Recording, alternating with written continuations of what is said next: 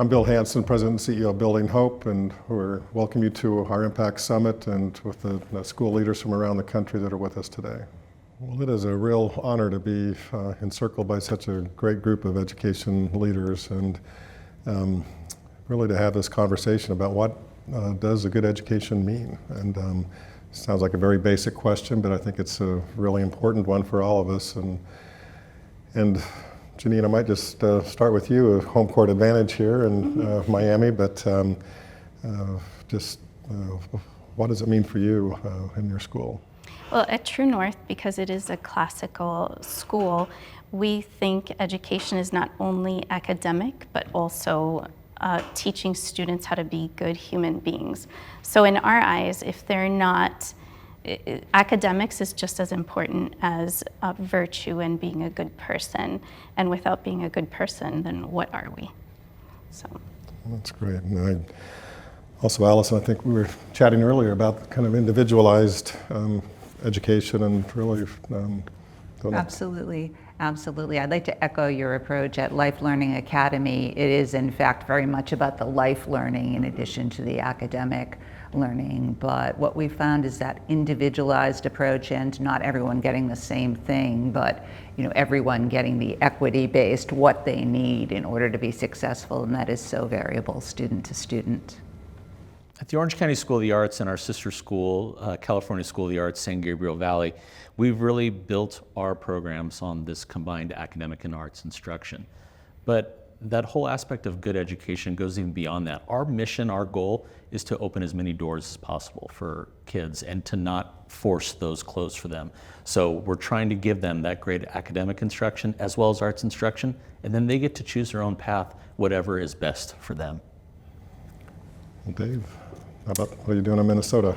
Yeah, Minnesota at Exploration High School, we're providing students with the tools to address the real world, all the complexity that comes with it, with artificial intelligence on the rise and ChatGPT and robots everywhere. And so how are we providing our students the opportunity to learn the skills, to think creatively, to think collaboratively?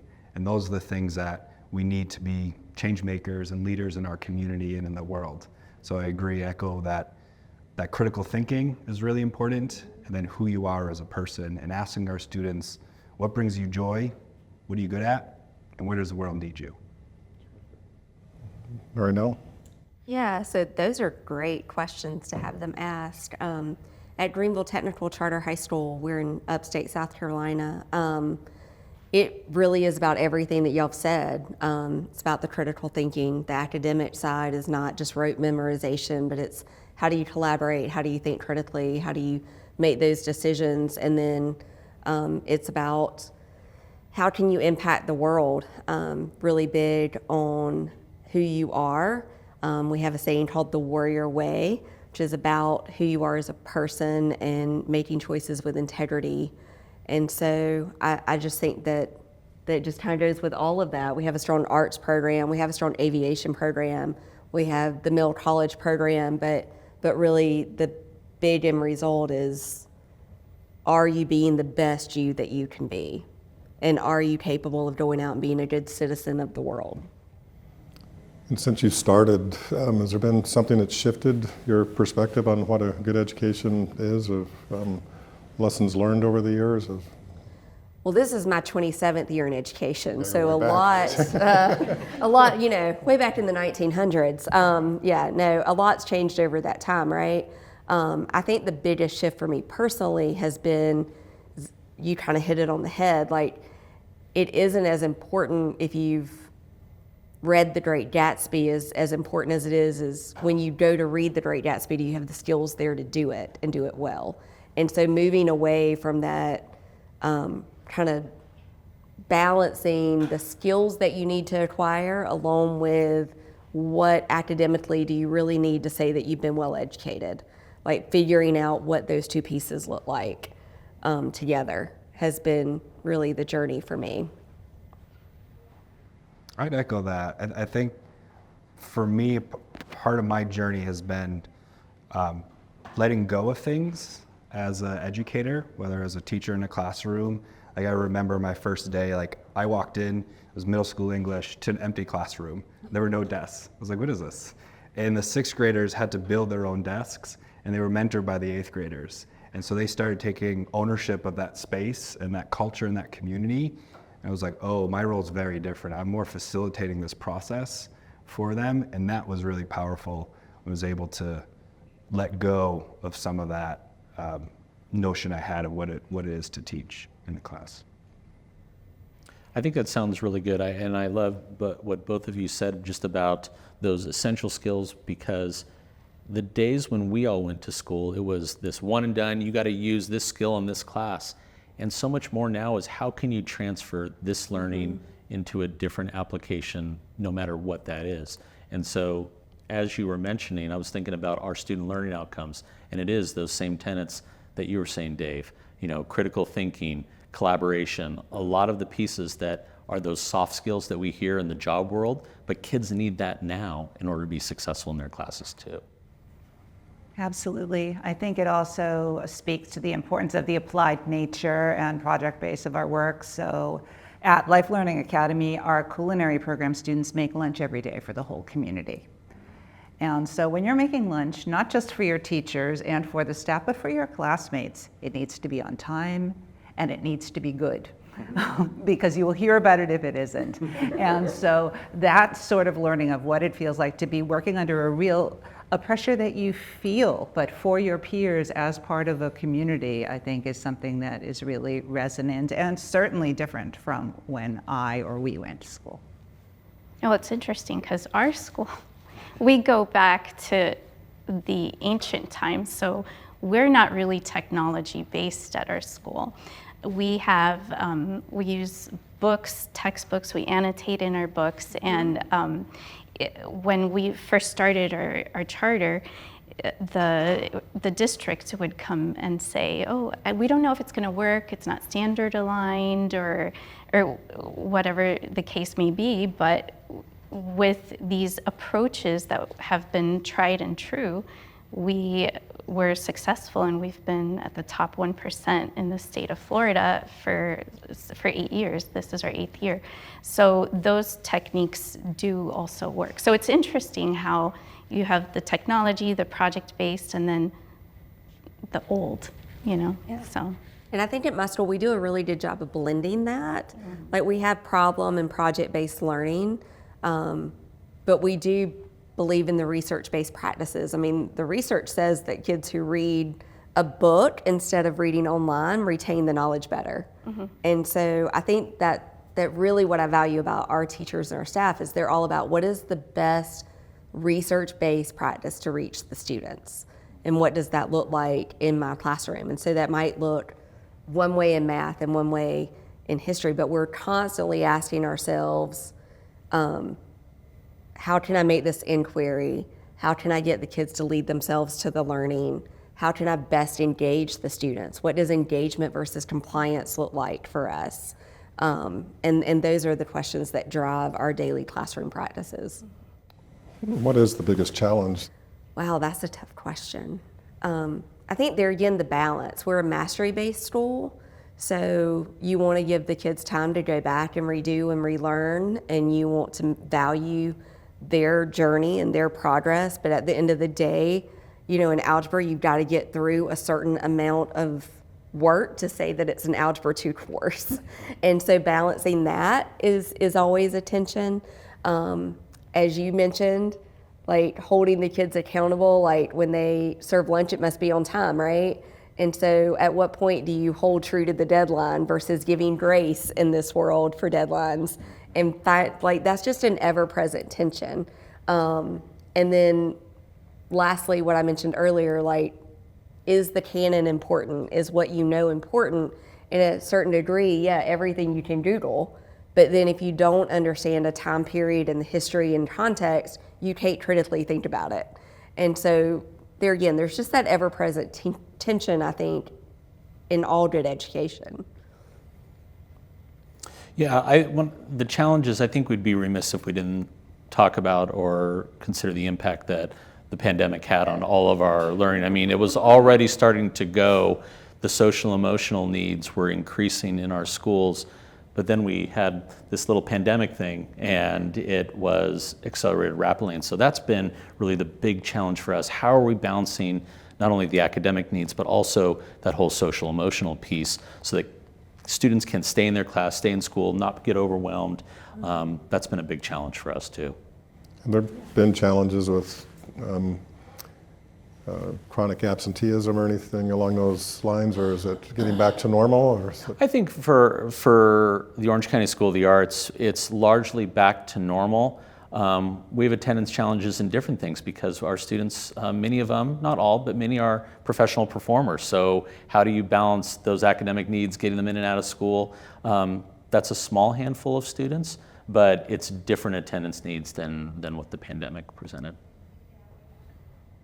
We've been able to open during the pandemic. This is our second year as a school at Exploration High. And I've been amazed at how our students are showing up on days that we have no school, like it's snowy days in the winter. They're still wanting to go to school. And just when I was getting on a plane yesterday, there were students, our day starts at 9, and some students were showing up at 7:30 in the morning to do their projects. And these are students who school never worked for them, or they were not jumping around to different schools or absent all the time, and now they're excited to come. And we've been able to co-create a school and a culture and a community alongside our students coming out of the pandemic. And so I think we've seen less absences, less drama and fights, because we involve our students in what we're doing as a school throughout. Michael, I'm so glad you brought that up. At Life Learning Academy, we're a really tiny school. We max out at 60 students, and we take transfers in all year long. And what we are seeing is a lot of incoming students that have not been back to school since the pandemic, because after 2 years of isolation and a critical time in their social emotional development, the idea of going back to their 3,000 person high school just is overwhelming for them. And so when they come to our school, we're hands-on, our classes max out at 8, somebody knows if you're absent, somebody is calling you on your cell phone, somebody is calling your guardian, somebody is inquiring about the stomach ache you said you had yesterday, things like that. That's really keeping them on task.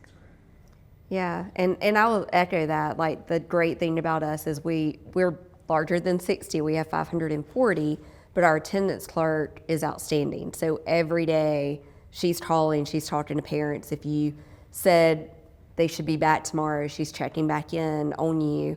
And I will never forget the kid that years ago said to me when I said, well, we have been concerned, and he goes, no, my teachers didn't care that I was out. And I was like, well, what do you mean your teachers didn't care that you were out? Like, they're asking.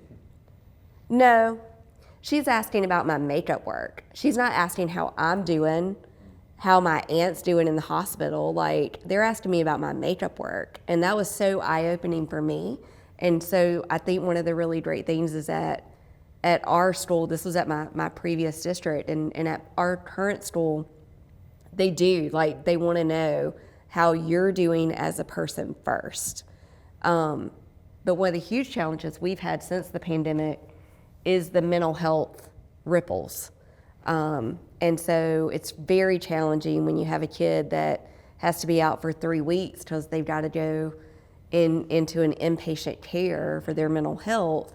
And then when they're returning from that, how do you support them to where they're not completely overwhelmed? And how do you move them forward with the 3 weeks they missed where they couldn't have any contact with anyone, and now they're reintegrating, and you don't want to give them a relapse, but you also have to catch them up. Like, that's been a real big challenge this year. And I think for us, it's interesting how everybody had different struggles or challenges, but for us, our school, we were a tight-knit community prior to the pandemic. And since we're in Florida, we got back rather quickly, but we still had to separate, and we couldn't have, we had to test people. And so it was us rebuilding that community that we once had with students, with faculty, and our parents. So, I was saying earlier that we have one thing that we did, which is very special to us, is the student symposium. So we shut down the school for a whole entire day, and then we spend time reading great texts about a certain virtue. So the last one we just did was on courage, and we shared at assembly. We brought speakers down to talk about courage and read good texts. We played games with each other after it was downtime.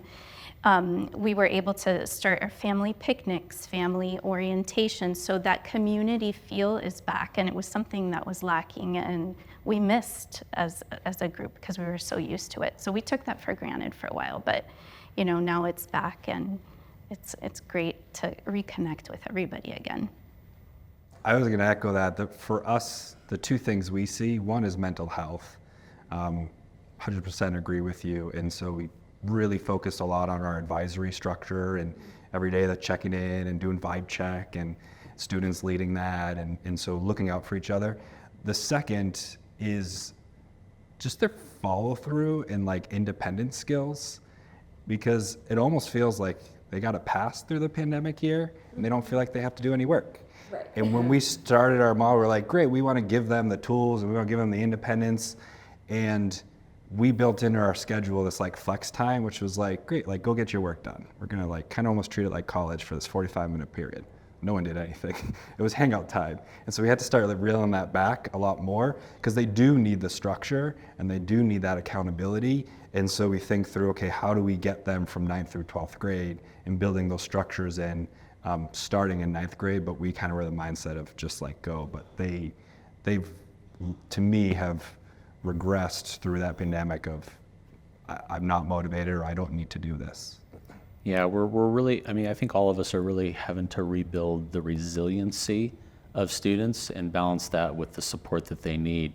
And our key focus with our students and our staff has been rebuilding relationships, because everything that we've said, if you have a good relationship with a teacher or administrator and you have a trusted adult, you're going to be much more inclined to participate or want to go back to school and be doing that.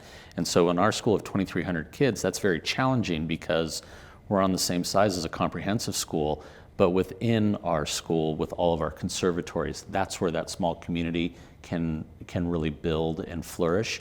And we are constantly having to work on that. Who's your trusted adult? How do those kids know that you really want them to be there? Yeah, I think that directly teaching some of that in our advisory program that you mentioned, ours is set up to where you are with one trusted adult for all 4 years. There's about 16 kids in the advisory. And so they become like a little family there, and they get to see their person for 25 minutes each day. But directly teaching them some of those skills is helpful, because I think it's partly resilience, but it's also partly why is it important to get a good education? Like, the world fell apart. There's way more important things than doing algebra or doing geometry or learning this chemistry concept. Like, why is this even important to life? And they're having all of these really deep thinking about, what is my purpose? Why am I here? And to show them how the education can get them there, I think has been really important for us. I think when you're serving a community of students as we are, whose world is full of trauma and of loss, every morning being greeted at the door by a trusted adult that says, "How are you doing?" Takes a look at you. Do you need a minute before you go to class? I think that is really key, and sort of recognizing that humanity rather than where's your thing that's due, as you were referring to later.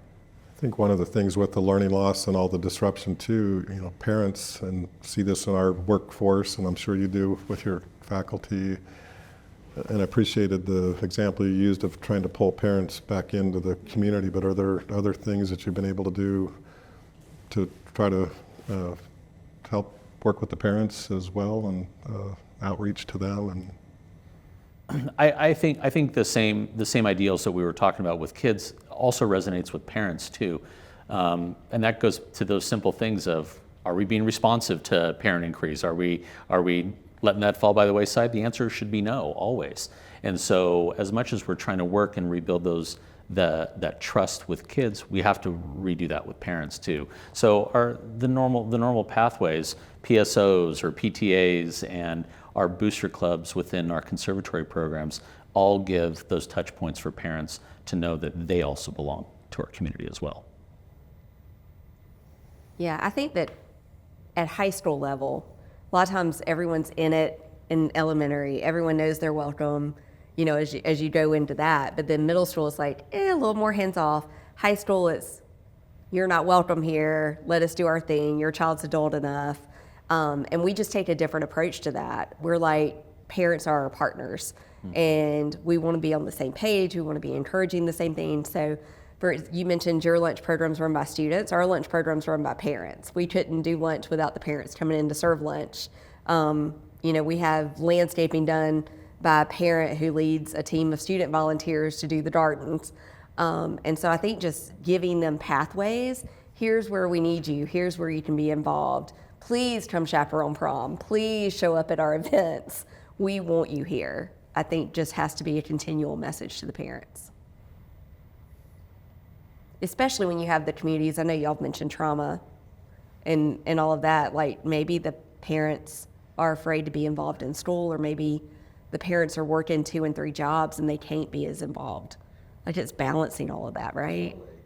One of the things we did at Exploration was home visits. And so in the summer, our advisors would connect with the families and the students and go to their homes. And so we try to also do a lot of events in the neighborhoods across Minneapolis. So it's not always come to our school, but how are we being within the community as well. And those were really powerful to build those relationships with, so a new 9th grader has a familiar face walking in on the first day.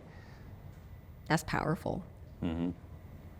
As a school with a dormitory, sometimes students are not able to live in their home either during a very stressful time and they're housing insecure. There were lots of reasons. And sometimes it's for a brief period. We had a student who was really struggling with parental relationships and just the socio-emotional, coming out as trans.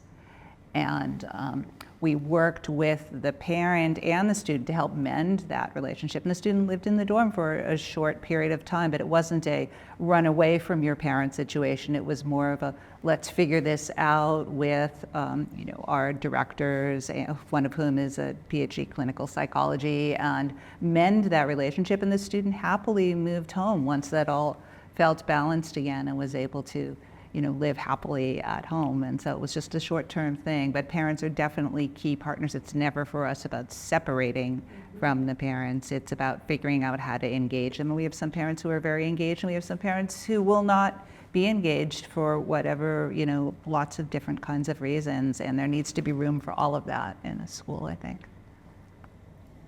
Allison, thank you so much. And I really appreciate all of your just comments here. It's wonderful to be encircled by such great leaders and people that care about our children and our youth. And I just really want to thank you all for who you are and what you do every day. And it's just been great to share some of these thoughts about what is a good education. And it's going to be a lifelong challenge, I think, for all of us to help us get there as a community and with our students that we serve. But thank you so much.